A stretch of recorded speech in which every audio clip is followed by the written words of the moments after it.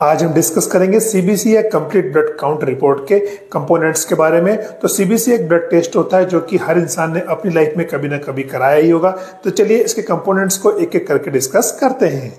Number 1, haemoglobin. तो इससे blood में हीमोग्लोबिन की मात्रा का पता पड़ता है। इसके नॉर्मल वैल्यू की बात करें तो मेल में 13 to 17 और फीमेल में 12 to 15 ग्राम % होती है। नंबर 2, एससीटी या हीमेटोक्रेट। तो यह आपके ब्लड में रेड ब्लड सेल्स के परसेंटेज को शो करता है। नंबर 3, एमसीवी या mean corpuscular volume.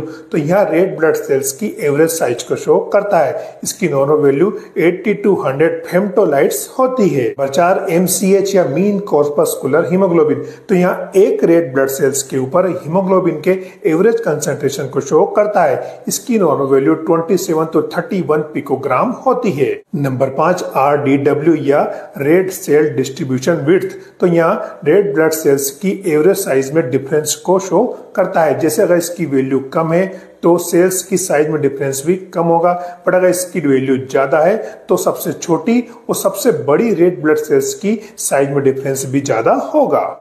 Number 6, platelet counts. तो यहाँ ब्लड सैंपल के अंदर टोटल प्लेटलेट्स के नंबर को शो करते हैं। अब प्लेटलेट्स क्या होते हैं? ब्लड की क्लोटिंग के लिए आवश्यक होते हैं। अगर प्लेटलेट्स की संख्या कम होती है तो ब्लीडिंग की रिस्क बढ़ जाती है। प्लेटलेट्स की नॉर्मल वैल्यू की बात करें तो ये 1.5 to 4.5 लाख पर क्यूबिक mm होती है। नंबर 7 पे आता है WBC या व्हाइट ब्लड सेल काउंट्स। तो इसकी नॉर्मल वैल्यू की बात करें तो 4000 to 11000 पर क्यूबिक mm होती है। अब WBC क्या होती है? इन्फेक्शन को शो करती है। WBC काउंट्स कब बढ़ जाते हैं? जैसे कि इन्फेक्शन में या इन्फ्लामेशन में। और WBC काउंट्स कम होते हैं जब आपका इम्यून सिस्टम प्रॉपर वर्क नहीं कर रहा। अब WBC काउंट्स में अलग अलग सेल्स आती है। तो नंबर 1 आता है न्यूट्रोफिल्स। तो यह WBC सेल्स की फर्स्ट रिस्पॉन्डर होती है, मतलब सबसे पहले इन्फेक्शन को रिस्पॉन्ड करती है। तो इन्फेक्शन में न्यूट्रोफिल्स की मात्रा बढ़ जाती है। Number 2, monocyte.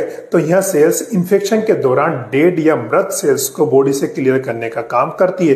तो हार्मफुल वायरस या फिर बैक्टीरिया के बॉडी में इंटर करने पर मोनोसाइट्स बढ़ जाते हैं। Number 3, lymphocyte. तो यहाँ भी वायरल इन्फेक्शन या बैक्टीरियल इन्फेक्शन में बढ़ जाते हैं और इम्यून सिस्टम को पुराने इन्फेक्शन को याद रखने में मदद करते हैं। नंबर 4, इयोसिनोफिल्स। तो ये पैरासाइट इन्फेक्शन और एलर्जिक रिएक्शन में बढ़ जाते हैं। Number 5, basophils. तो यहाँ एलर्जिक रिएक्शन के दौरान हिस्टामिन रिलीज करते हैं और हिपेरिन को भी रिलीज करते हैं, जो कि ब्लड क्लॉटिंग को रोकने में मदद करता है। तो दोस्तों, ये थी सीबीसी या कंप्लीट ब्लड काउंट रिपोर्ट्स के कंपोनेंट्स के बारे में जानकारी।